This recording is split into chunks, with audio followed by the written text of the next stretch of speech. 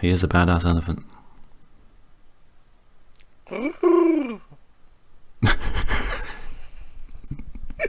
Right, there we go.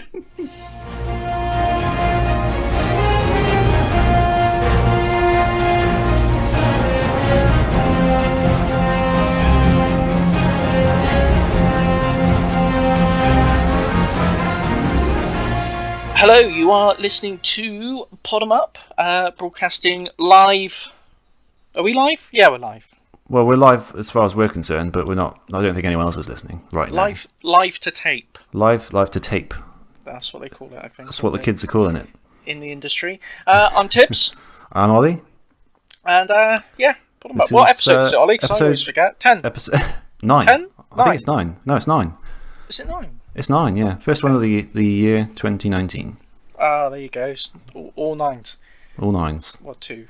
Yeah. Anyway, so, bit flustered because it's all been, again, technical problems every time we... I know, it's ridiculous. I mean, we're doing it on a Sunday night, which is a school night, and we wanted to, do it quite early so we can go to bed early, but then, we've had, half an hour of 40 issues. minutes. But who's 40 minutes, yeah. 40 minutes of issues.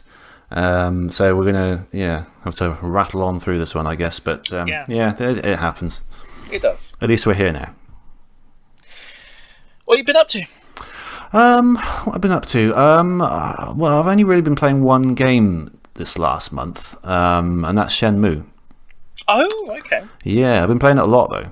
Did you ever play it back in the day? Or this I didn't, no. I can't remember if you discussed this. No, I think we discussed it briefly at one point, but no, I never played it. This is my first playthrough. What do you think of it? I like it. I really hooked on it. Really? Yeah, I know. I kind of surprised. It's one of those things. It was obviously a big groundbreaking kind of game when it first came out, 20 odd years ago. Kind of introduced a lot of ideas. It's had a proper attempt at making like a big kind of realistic world to explore. So but obviously other games have done that a lot better since then. So when you come into it in 2019, 2018, last year when it was. When this collection was brought back, which is what I've been playing on, obviously the PS4 collection. Yeah.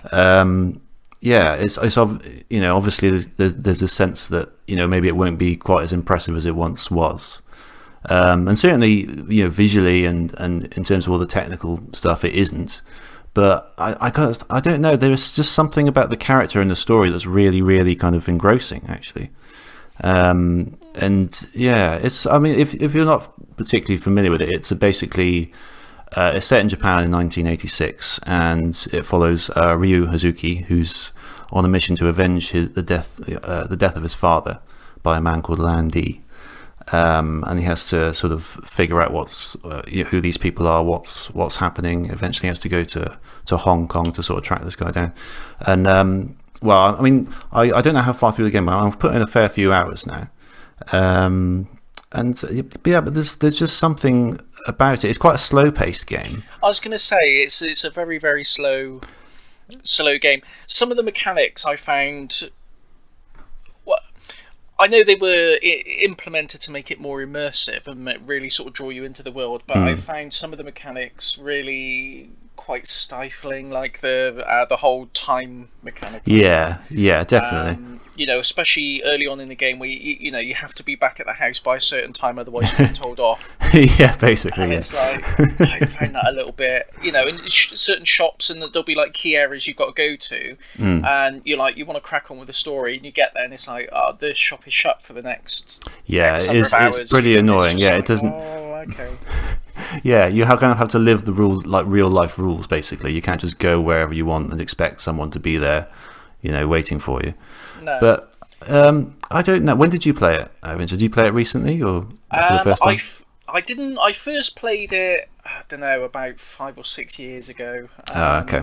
I bought a Dreamcast off of a friend of mine, and he had Shenmue 1 and 2 included in the little bundle that I bought. Oh, okay. So, that's cool. I gave it a try then, and I couldn't get into it. And then I played it again with when they released the 1 and 2. The remaster of 1 and 2, because my intention is to get through 1 and 2 completely in time for 3. Yeah. Yeah, that's my intention too. No, it's a little bit of a chore. I've heard 2 is better. I've never gone all the way. Yeah, I've heard that as well. I think 2 sort of picks up the pace a bit and doesn't refines it a little mess bit, around a bit. Yeah, I'm not going to say that's the best feature of it, but I don't know. There is something about kind of having to live his life sort of hour by hour that kind of, I don't know, you almost become him in a way. You kind of really kind of relate to his story, and you just kind of want to, because these clues come sort of quite slowly. You kind of, well, they don't come slowly, but it's just kind of a slow pace to start with, and you kind of have to stick with it for a bit. But the more and more you kind of find out, the more kind of intrigued you were. I was anyway. But yeah, I mean, it's got a massive following, as you know. I mean, because on PS4 you can tweet your screenshots. I've been doing that a couple of times, and each time I've done that, I've got loads of like responses and likes about it, and like people replying. They're really, really nice people, I got to say.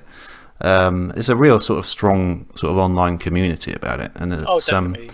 People are very, very passionate about this game, and I can see why. To be honest, the reaction at E3 when it was announced that Shenmue 3 was actually coming, you just got to go back and look at the reaction there to see how passionate people are about it. It's incredible. Even today. It's entirely down to them that 3 is happening and this collection is happening. Otherwise, Sega would have left it in the dust long ago, I think. Because I don't think it, although it was a big budget game, I don't think it made its money back, did it, or something like that? No, I think the majority of the budget was spent on the incredible voice acting. Do you know what? I kind of like dodgy voice acting from that period of games. There's a certain charm to it, I think. I like it. It's like early on in the game. It's like really early on that you meet a couple of old ladies, and one of them is like, hello, yeah. Yes, exactly. It's exactly like that. It is exactly like that. And you can speak to it like a few times, and it's the same every time. It's, hello, Ria. Hello, Ria. I know, it's hilarious. So, but yeah, there's definitely a lot of comedy to it. Yeah. Abby sits there while I play it, and she's like baffled by this random game I'm playing. That's good. It's a long game though. Yeah.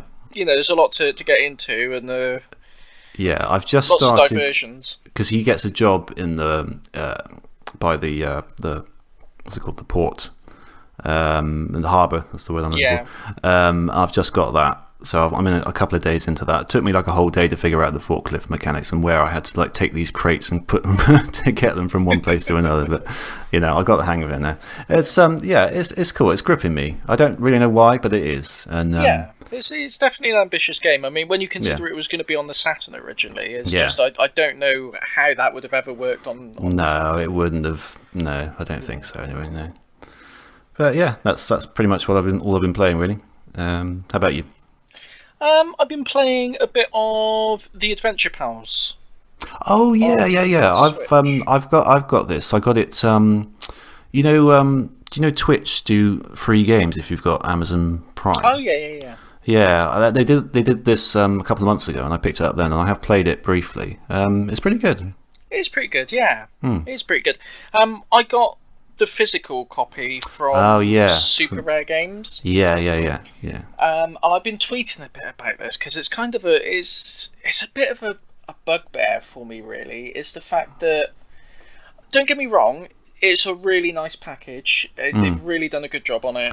It's lovely like little manual and trading cards and stuff. Yeah, I was actually toying with getting it myself, but I elected not to in the end. But yeah, it does look really nice. Yeah. It's a really nice package, but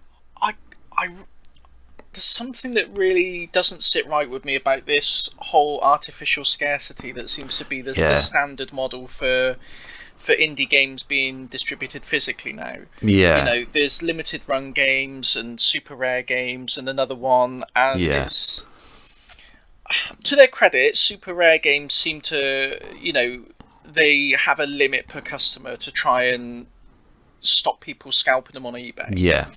So I got to give them, credit for that. I mean, limited run games, I've seen them advertised before. You can buy crates of sealed copies of the game. That's right. And it's like the only people who are buying that is scalpers. Exactly. Yeah. I think with limited run games, because I actually recently ordered Iconoclasts from limited run games. Oh yeah. And I think what they do is they open it for a week or so, and they just take in as many orders as they get, and then they actually manufacture that number rather than saying we're only going to make 4,000. They do for some. That seems to be that was not always the case, I believe. Because some of them was just like a limited, and you had to be up at like 6 in the morning to try and hit refresh to try and it's ridiculous, isn't it? Yeah. Because I got Windjammers, I bought the physical copy of Windjammers from them because that was an open pre-order like you just described. Yeah. And there's a open pre-order coming up for a game we're going to be discussing on our next show. I think we'll get to that later.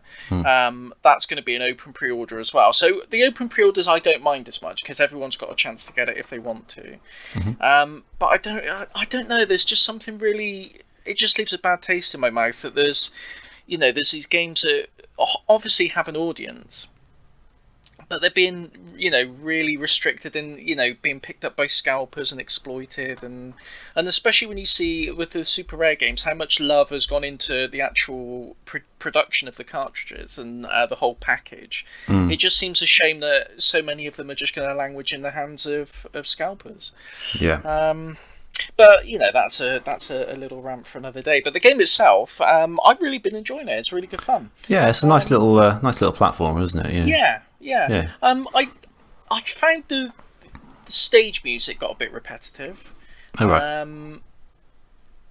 That would be the one thing I started to notice. It seemed to be the same song playing on a loop over and over, and that started to get a bit repetitive. That's a shame. Yeah, a little bit of variety would have been nice. But the game itself, the characters, and everything's sort of really daft and light-hearted, and it's really good fun. It's supposed to sort of a bit like Adventure Time, isn't it? That's definitely, the impression I got. Yeah, absolutely got a big Adventure Time vibe from it. Looks good. Yeah, really good. So I've been playing that mostly. Obviously, I've been playing a bit of Tembo. Can't think of what else I've been playing. I think those are the things that have been dominating my time, and Tetris Effect. I was going to say I saw you on Tetris Effect on the PlayStation thing quite a lot. I thought, he's playing Tetris Effect again. Yeah, I've been playing on Tetris Effect. So I got the Decahexatrice, which is 16 lines, I think. Oh, very nice. And it's only possible in Tetris Effect. It's got this new mode called How do you even do that? You can build up your focus meter and you can activate it. When you get to when it maxes out, you activate it, and when you clear a line, it doesn't shift from the bottom of the stage, so you can potentially clear all 20 lines if you want to, or 25 lines, however many it is, if you've got the the right pieces.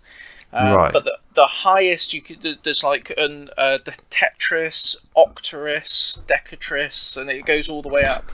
I think the highest one is like Perfectris, which is you've cleared everything in one go. But I can't fathom how that's even possible, to be honest. No. But yeah, because pre-launch they were making like a big deal about how there's a Decahexatrice now that you can get, and who's going to be the first person to get it, and they got this pro Tetris player, and he was the first one to get it outside of the devs and things like that. So when I got it, I was a bit disappointed that there wasn't an achievement or anything for it. They made all this big song and dance about about how amazing it was, and then I finally got it, and it's like nothing. I hate that when you expect you're going to get a trophy or an achievement, and I mean, I'm not a big achievement hunter, or me neither, no. Or trophies. I'm not really that fussed about them, to be honest. But it is nice every now and then, especially when it's something like a momentous thing like that. You'd think, you would think so, wouldn't you? Yeah, but maybe it's not all that. Maybe there's it's reserved for the Perfectress or whatever lies ahead there. Perfectress, that's been mostly it. Okay, cool. Anything in the gaming news that we need to discuss, or I don't know. It's been a bit slow lately, I think, unless I'm missing something. I probably am, but in the things I'm interested in, I haven't noticed anything particular. I was going to say, I mean, there's probably lots of stuff. I know there's a lot of aggro over the Anthem demo that came out, but okay, it doesn't really interest me that much. Nah, not me. So I haven't really been paying there's probably like really loads of like important things for like AAA games and stuff. I'm not like, nah, can't be asked for that. One thing I did want to ask you about is I saw you got the what's it called? The Retro Electro, the company that made the little mini Mega Drive model. Yeah, I'm gonna get that. Well, I hope I'm gonna get that. But I saw you got it on Twitter. Yeah, it's really nice. It's a really nice little collectible. It's really detailed. It's really well constructed. There's like no sort of scraggy edges or anything on it. It's just a really nice. And it comes with like the little stand and stuff if you want to put it on a presentation thing. Even though it comes with like a scale model of the original manual that came with it in the box. Yeah. And even on the back of the box, it's got like all the little screenshots that are on the original box and stuff. It really is a nice little collectible. I think it was only like 30 quid as well. Yeah, it's quite cheap, 30, 35, something like that. Yeah. It's a great price for that. Yeah, that's I think because I think the only reason I found out about it is they started following us on Twitter, I think. Yes. Yeah. So I thought, that's quite interesting, and they've made a lot of really really good looking model there. Yeah, I like that it's a UK company, so they've made the UK, the PAL Mega Drive. Yeah. And it's nice to get a bit of love for that, the Mega Drive that we're familiar with. Definitely. So yeah, I got a feeling there are going to be regional variations released. I don't think they confirmed anything in particular, but like way back when I first, someone retweeted it, I think, and then that's how I found out about them and sort of pre-ordered it like months and months and months ago.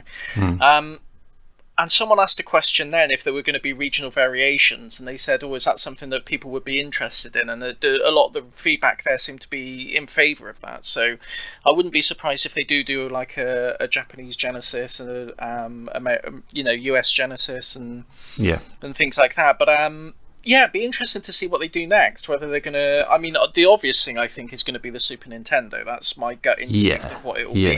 I mean, I guess they got to get the licensing from Nintendo for that, don't they? Yeah, that could be tricky because Nintendo are quite. Yeah, I mean, I was thinking they may carry on with Sega consoles. They could do, yeah. A little mini Dreamcast would be cool. That'd be even smaller, wouldn't it? That'd be really tiny. That'd be amazing, though, wouldn't it? Yeah, lovely. With a little miniature VMU. Oh, that would be so cool. Oh, that's so good. All right, okay. If they're listening to this podcast, I hope they are. Oh, a little VMU you could just hold between your thumb and your index finger. Yeah. A little pair of tweezers slot into the... Oh, I love it. Get it done. Because the other thing is this comes with a mini Sonic 1 cartridge, doesn't it? The Mega Drive. Yes, it does, yeah. And it actually really works cool. as well. There's actually a proper cartridge mechanism so you can slot it in and out. It's amazing. Oh, that's so cool. Yeah. Wouldn't it be great if it worked? That was just, it was just on the cartridge, and you just plug it in, and it just. I know people have already. Apparently, it's. I don't know whether it's been designed nudge nudge wink wink, but it seems to be a perfect fit for a Raspberry Pi inside as well. Yes. So if someone wanted to retrofit it with an actual Raspberry Pi, you can do that. I can't imagine that happened by accident. So it just happened to be the right dimensions. But so you could actually, if you're creative enough, you could probably fit a memory stick or a micro SD in that card and jerry rig something, couldn't you, if you wanted to? But, yeah, if you were skilled enough, I think. Yeah. I'm sure people have already done it, to be honest. I'm sure they have. But yeah, it's well worth getting. It's really nice, and even like the box it comes in, it just feels like a really nice premium product. It's really. I'm really impressed. I'm glad about that. It looked like it was going to be good. I put in a request for a little birthday gift, so hoping it'll turn up soon.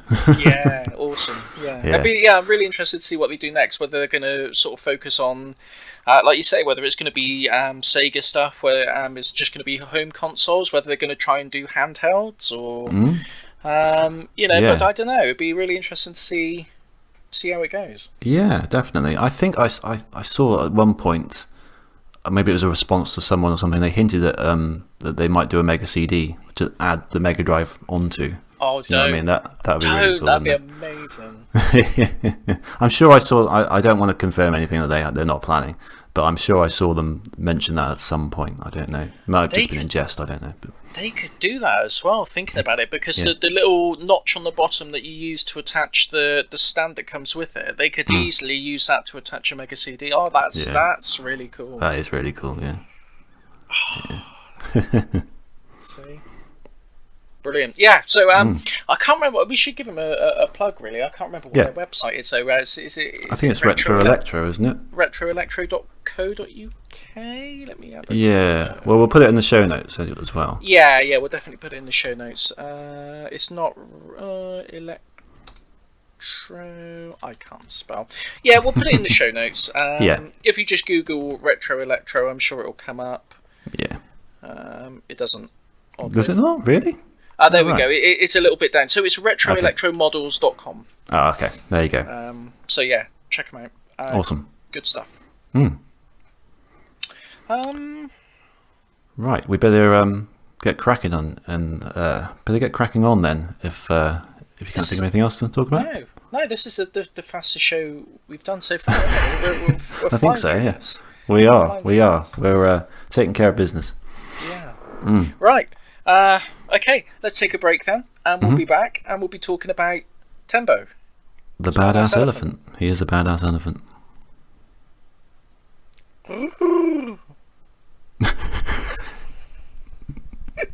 Right, there we go.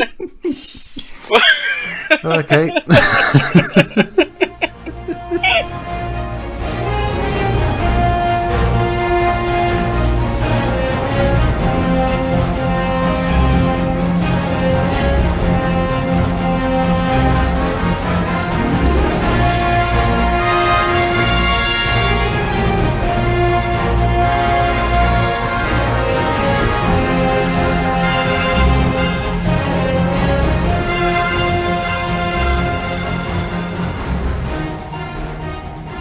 And we're back. Hello. We are talking about Tembo, the Badass Elephant. There aren't many games about elephants, are there? Not many games about elephants, no. No, there's Rolo to the Rescue. Yep. And Tembo the Badass Elephant. Yeah, I can't think of any others. No, which is strange because it's a good animal for a game to have. They can shoot things out of their trunk. He's quite versatile, isn't he? Yeah, I mean, as Tembo. a character. Yeah, or Tembo is. I mean, they don't call him the Badass Elephant for nothing. But why didn't you give us a quick rundown? Yes, okay. So, Tembo the Badass Elephant was developed by Game Freak. That is the Pokemon people, isn't it? It's published by Sega and released for download only on Steam, PlayStation 4 and Xbox One for $9.99 I have. But it was recently on sale, wasn't it, for about £3 or something? £2.50 on the PlayStation Store. £2.50, that's a bargain. It's a steal. It is a steal, yeah, definitely. It's a side-scrolling platformer basically. It's built in Unity, and it's got a very kind of sort of comic book, cartoony kind of style, sort of cell shaded, doesn't it? Yeah. It's kind of, I think it's a mixture of sort of sprite. I wouldn't say sprites really. It's just sort of. Yeah. It's kind of, I do it in my work. They're called sort of spine animations that we do anyway. They're kind of animations that are made up of bits of images basically, and they kind of warp them and move them around and stuff like that. So that's for the characters, and then there's kind of 3D kind of cell shaded models for the environments and the backgrounds, I think. Maybe the backgrounds of images as well. Anyway, that kind of thing. It's quite common these days, isn't it, to have that sort of approach for indie games. Is this an indie game technically, since it's just by Game Freak? Not really, is it? I wouldn't say it's indie. No, I mean it's a big developer and a big publisher. So but it's definitely got an indie feel. It's definitely got indie sensibilities, definitely. But I'd struggle to describe it as strictly indie. But it's definitely a lesser known title, I think. Especially I think a lot of people will be surprised to find it is by Game Freak. I think people have come to associate them only with Pokemon, really. Yeah, they're sort of branching out, trying something different here, aren't they? Have there been many other non-Pokemon Game Freak games that you know? Pulseman, was it on Mega? Oh, was it? Oh, okay. Yeah. I think that was Game Freak. And I think they've done a few sort of Japanese-only releases that never really made it to the West, but the vast majority of their work has been Pokemon, and I think, judging by Tembo, I'd really like to see them do some more non-Pokemon stuff. Yeah, definitely. It's a really nice little IP, isn't it? Yeah. Really nice character. nice I sort was of going to say, world. yeah, it's a nice full character. It's full of colour and life and It's just personality. It's just really silly, and It's quite silly, isn't it doesn't take itself seriously in the least. And, No. yeah. So I mean, basically, the thrust of the game is that you are Tembo, the Badass Elephant, and you've been called in to assist with fighting off some bad guys. Yeah, it's these bad guys called the Phantom. The I think they're Phantom, called. Have appeared in Shell City, and are basically just being. They just turned up acting to go, and you've got to put them in line. Yeah, Set you get called up by a man with a very large moustache, who's like the general guy, isn't he? And he worked with Tembo, or he fought alongside Tembo at some point in the past. And he rings him up, and Tembo's got a little phone out in the jungle, and he answers it with his trunk. And he answers the call basically. He gets carried over by a load of birds, doesn't he? On like strings. Do you remember that bit? Yeah, I do. Yeah, I mean that's very much how elephants migrate in real life. So the attention to detail there is superb as well. Oh, at a certain time of the year, you can't see the sky for elephants flying around attached by birds. You know?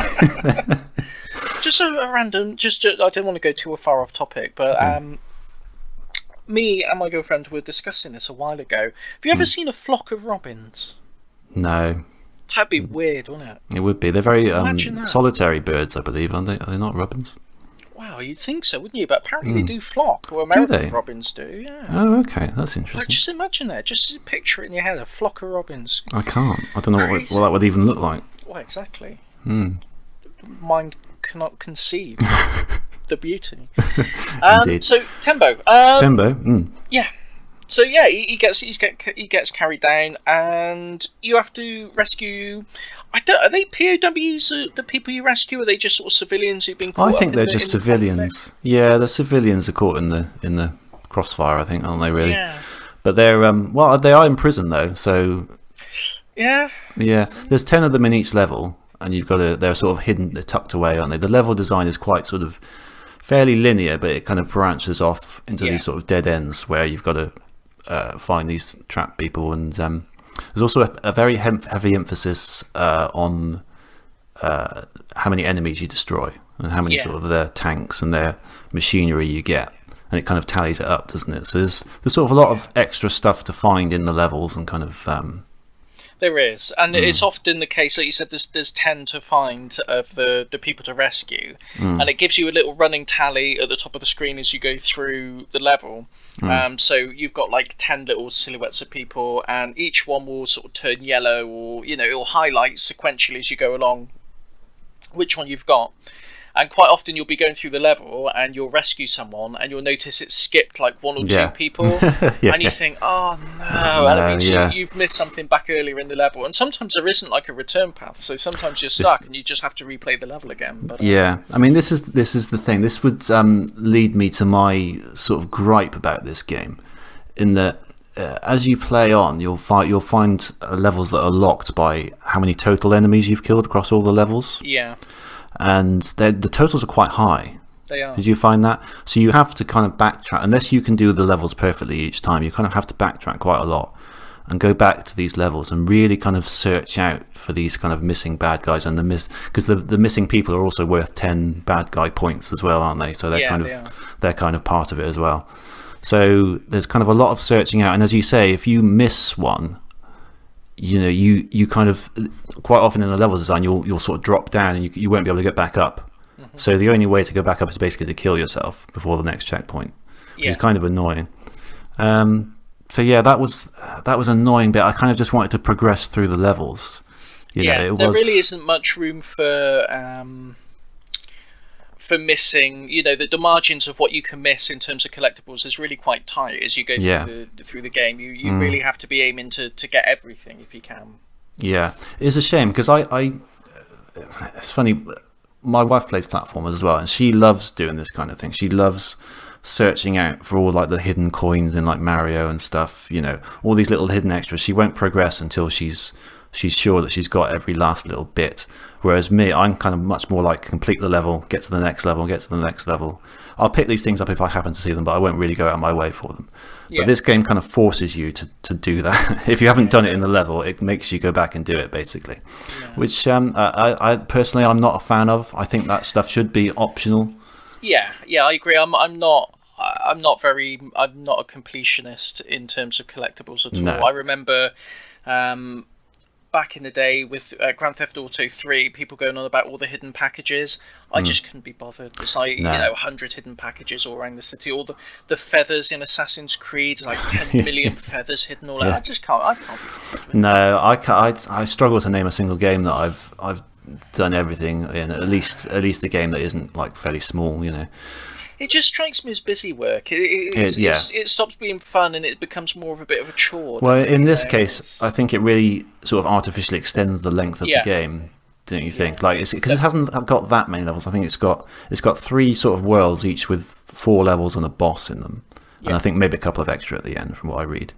But and the levels last maybe 10 minutes typically. Yeah, about 10 minutes. So it's not a really long game, aside from the fact that you have to keep going back and doing bits. If it went for that, it'd be quite quick. But I mean, at that price, even the price point of £10, that's not a bad thing. No, not at all. I mean, you even at £10, you get your money's worth. You do. I think there's too much about trying to make games last a really long time these days. If a game's over in 2 or 3 hours, that's not necessarily a bad thing. You've had a lot. If you've had fun with it, then it's worth a tenner or whatever. Exactly. Certainly. Yeah. No, I completely agree with that. I do think there are people who tend to judge a game on how long it takes to complete.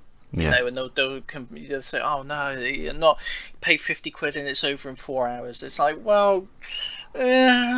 The original Metal Gear Solid was a very short game. If you get down to the nuts and bolts of it, and you talk about actual gameplay, not all the time spent in cutscenes, just the gameplay. It's a really short game, but no one complains about that because the game, the experience is well worth the admission price. So I think as long as you feel like you've got your money's worth, it doesn't matter whether it's 2 hours or 20 hours to me. Yeah, you shouldn't measure a game by how long it takes you to complete. That's just daft, I think. Yeah. I mean it's like going,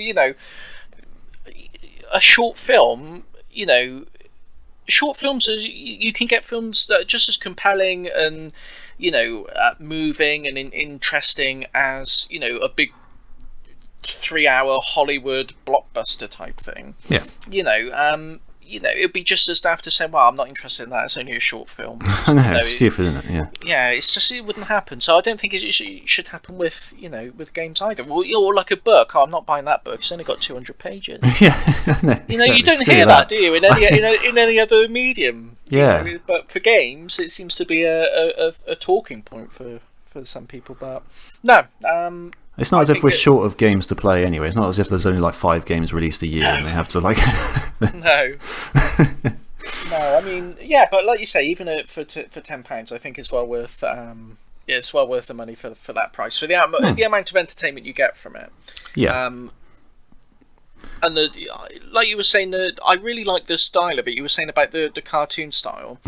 It's kind of got that. I think the only other game I can think of off the top of my head that does a similar thing is Comic Zone, where you actually get like the sound effects being written on the screen as as he runs along. It says like bada bada bada bada bada bada. That's right. Yeah, it's great, isn't it? Yeah. Yeah, and sort of pow and whack and stuff as you hit people, and it just makes it feel really fun and really. I don't know. I don't know what the word is. Sort of. I can't think of the word, but it's good. It's a good word. It is really good. There's loads of life in the game, really. Yeah. Sort of visually, and the characters as well. I love the enemies because, you'll face a tank or something, then you'll also face like several foot soldiers on the ground, and because you're an elephant and the camera's zoomed out quite far, these guys are quite tiny. But the way they emphasise that is they increase the pitch of the voices of the bad guys. So you get someone charging at you and he's going and it's really, really funny. Just you can't see like their facial expressions or anything, but they do have like funny animations, like they're sort of marching. If they're like standing around waiting for you, they're kind of marching on the spot and stuff like that. It's just a lot of life in those little characters. Definitely. And and also the fact that the rescued civilians ride on your back as well as you go. I know. Through the I level. love the way they all wave their hands in the air when you jump and they're holding on, and they all sort of flail in the air while you're jumping around. It's hilarious. It's great. Yeah, it's really, really good. Any other sort of areas that we can? Well, he's got quite a wide move set, hasn't he? As you were saying, he's quite a versatile elephant. He is. He's got the charge move was really satisfying. I found when you kind of just charge through, and they sort of set things up, sort of barricades and like broken down cars and stuff like that. They'll just set up carriages. And things like that. They'll just line them up, and you just charge right through them. And it's got some nice sound effects. It's got kind of like sort of increasing. I don't know how to call it, but the sound effects that sort of go up as you go, sort of like ding, ding, ding, ding, ding. Yeah. And each time you do it, and there's something very, very rewarding about that. It is, isn't there? There is something really rewarding about that. It must be a psychological It trick. is. I think like casinos use it with like slot machines and that kind of thing. There is something. I don't know what it is. There's something about that that's very. It works. Yeah, it reminds me of Knights as well. When you go through the hoops in Knights, it kind of goes bling, bling, bling, bling, bling. It's quite an effective kind of method of using sound. Yeah. Yeah, it is. Yeah, I'm interested in the psychology of that. Me too. What is it that makes that so so pleasing? But yeah, you can also bounce around. You can sort of roll into a ball and sort of cannonball at people. Yeah, that was satisfying. You sort of do a jump, and then it's kind of it's sort of like a diagonal roll and smash, doesn't he? Sort of bounce, It's a bit. I find it a bit difficult to pull off with any accuracy. Sometimes, you want him to go in a particular trajectory, and he just doesn't. Yeah, you can miss things, and doing it on precarious platforms is not always a good idea. Yeah, quite often I've lost many a life just tumbling to my death doing that. Yeah. Elephant down. That's another thing that kind of hurt me about this game. I'm not a fan of platformers that have a sort of drawn out death sequence. Oh really? You know what I mean? What him gobbling his little as nice peanut as butter it is, to revive. As nice as it is. I suppose it's funny the first 10 times. Yeah. It's not even that. It's just the fact that you have to wait quite a while to get back into the action. Do you know what I mean? Yeah. It reminds me of. I'm not that familiar with the original Donkey Kong Country games, but certainly Donkey Kong Country Tropical Freeze, and I think the Wii one is very, very guilty of that. It does this kind of when you die, you get a little animation of your character sort of floating upwards from the bottom of the screen on a balloon. It goes, and it's kind of like a really insulting kind of little jingle, like, "Oh, you messed up."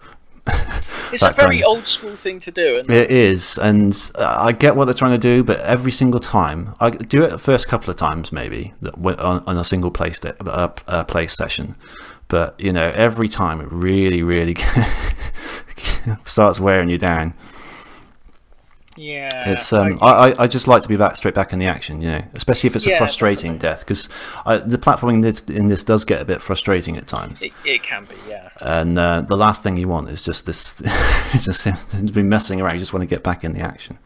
Well, he can't do a double jump, but he can sort of kick his legs and hover in the air for a few seconds. A bit like Yoshi. I think Yoshi does that, doesn't he? Exactly, yeah. But, much like a real elephant. Again, I love the fact that they've made it so realistic in that sense. Yeah.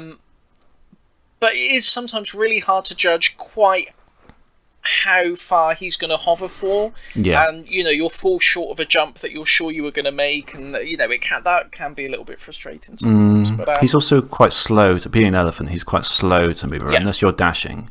His sort of non-dashing speed is very slow. It does take a while to get used to that. Yeah, you don't always have the momentum that you think you should have.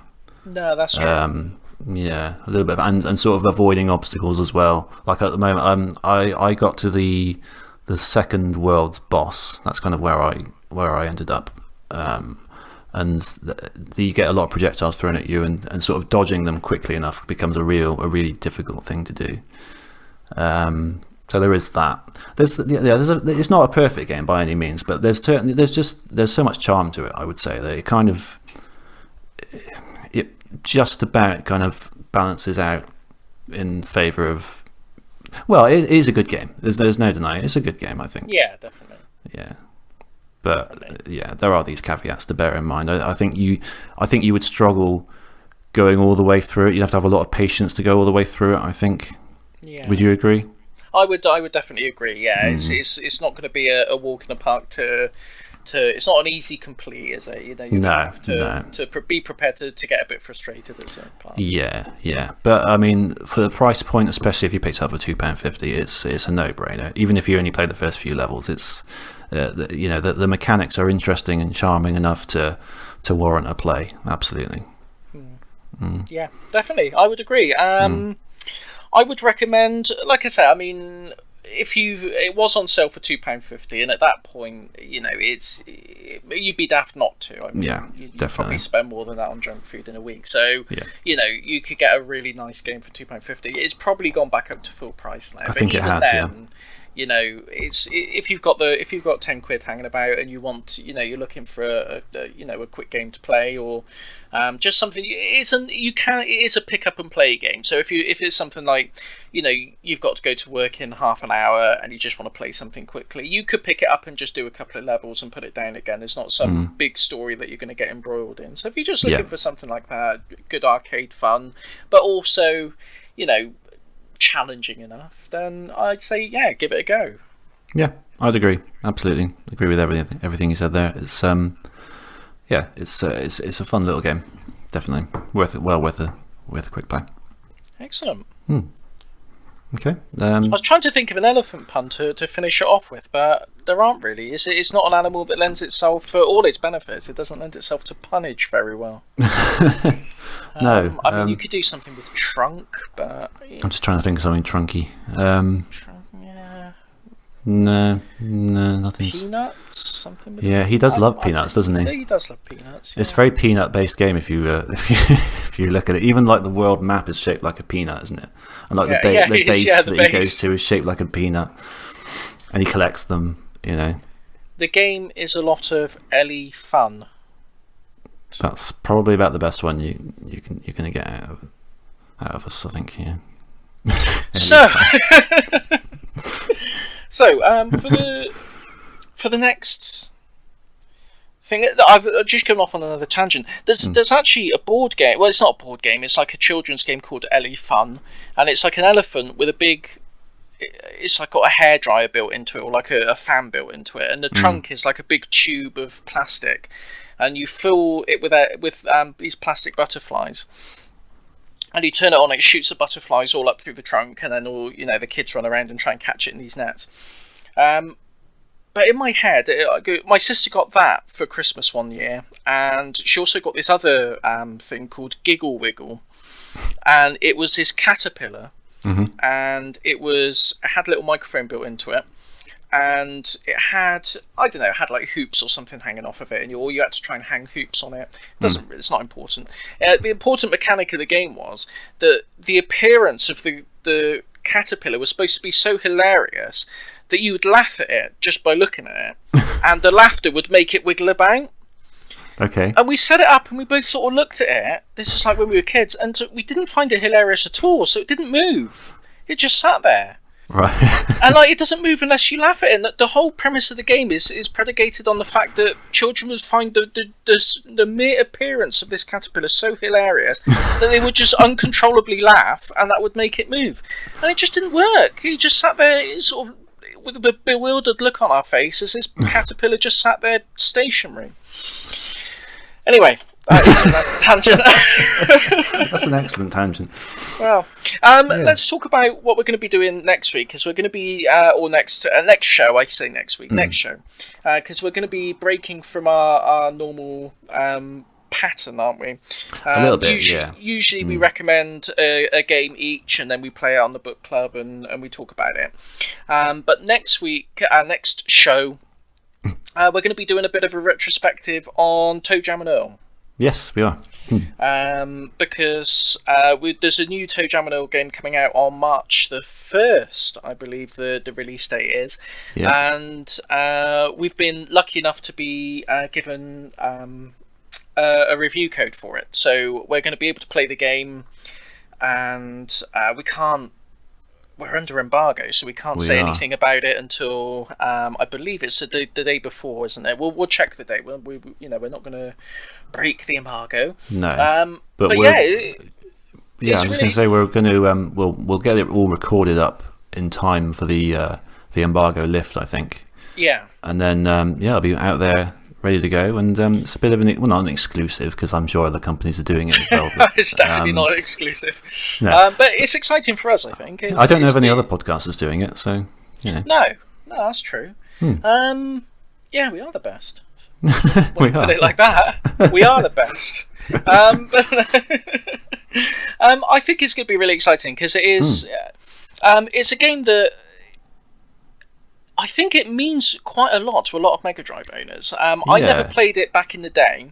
I played of all the series I've played, mainly is the second one, Panic on Funkatron.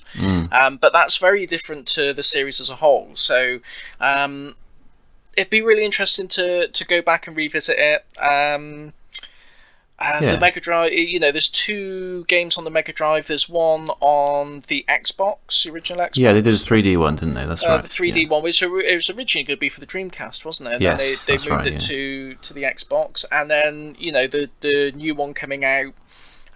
So we're going to be doing a whole retrospective on that, and we'll be taking a look at the new one and letting you know what we think of it. Yeah, it's very exciting. It's very exciting. I'm really excited. I really appreciate the support for the podcast from the devs. To be honest, it's just really fantastic. Yeah, that's a lovely. It's a lovely thing to. It's a really nice gesture. To be given, and we're going to treat it with respect, and we're going to play it, as much as we can, and give you our views on it, and hopefully that'll, be useful for prospective purchasers of said game. Would you say, thinking about Toe Jam and Earl, would you say you're Toe Jam and I'm Big Earl? Do you think that'd be a fair? I think you're more like Toe Jam, aren't you? Yeah. Okay. Do you not think so? Well, yeah, sure. Why not? Absolutely. I wasn't aware that we had to pick one each. I mean, I'm just thinking. I mean, yeah. Okay. Yeah. We can. No, that's fine. If that's what you want to do. Yeah. Should we cosplay it? When we record, is that what you want to do? That's just I cosplay all the time as Big Earl, mate. I mean, do you? Okay, that's your standard go-to cosplay. That's my standard. Okay. That's my standard. I'll have to get myself on like a Toe Jam one then from somewhere. I don't know where. I don't know. Just a medallion and a third leg. That's all you need.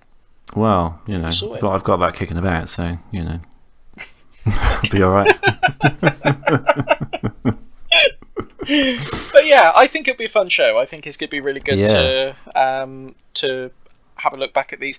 Do you have access to the Xbox One? Are we going to be able to cover that as well? Depend. I don't have any Xbox original. Yes. Yeah, I have the console. I'd have to acquire the game. I don't think that would be too expensive. To be honest. I'll have to track it down. I'm sure I'll be able to though. Yeah, I think it's at the moment. I think you're looking at about sort of £5 or £6 to get a copy of that. So it's that's all right. Not too pricey. I'll go for that. Yeah, I think that was. I've read a bit up on it. It wasn't by the original developers. I think it was by someone else. Oh really? Okay. Yeah, and I think I've glanced at like an article, and I think the original game was like their original kind of interpretation of it, and then someone made them do a platformer for the second one. And then the third one I think was done by a completely different dev team, and they're not. I mean, I'm just plucking this out of something I read. I think in Retro Gamer somewhere, but we'll do a bit more research on it. I think. Yeah, definitely.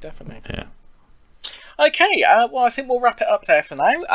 It's been a short episode, but I think we it's just one of these things where we've had technical problems, and like you say, it's a school night, and we've all got things to do tomorrow. It's going to be a busy week for all of us, I think. So so apologies for the briefness of the show, but hopefully I think it's all right. I think we've condensed with entertainment. I think it has been dense with entertainment, absolutely, and elephant impressions and elephant puns, and everything you would expect from a grade A quality podcast such as ours. Absolutely. I mean, that's the quality you've come to expect, and we endeavour to deliver on a Absolutely. semi-regular basis. Yeah, on as regular as we can basis. Yeah. Okay, well, you take care of yourself, and all our viewers take care of Oh, themselves. wait a minute. We haven't done the Twitter and the email things. Oh, do it. You do it. Okay. All right. So if you want to email us, please send us one. It's podemup@gmail.com. And if you want to tweet us, please tweet us one. It's podemup @podemup is what it is. At Podemup. @podemup. That's all. That's all you need. That's all you need. Yeah, but seriously, please send us stuff. Send us what you think about Tembo. Send us what you think about Toe Jam and Earl. Definitely send us some thoughts on Toe Jam. Yeah, we'd love to. Yeah, it's one of those games with a big community support in it, so I'd love to hear some thoughts on Toe Jam and Earl. Yeah, definitely. And anything you think about the podcast in general, anything you like, anything you don't like, any elephant puns, Yeah. Oh, and Capcom, you still haven't got your certificate, lad. So give us a shout. You know the address. It's a great certificate. Yeah. It looked good on the wall. It will. And you can put it on the back of the box. When you do the Switch re-release, which I'm sure you're planning. It's almost done, I think. Yeah. I'm sure it's done. You can put on the back, put them up Game of the Year. Absolutely. Why wouldn't you? It'll fly off the shelves. I mean, it will sell itself. It will, as long as people pick it up and look at the back. Yeah. So, Capcom, hit us up. Yeah, absolutely. Do it. All right. Bye for now. Bye.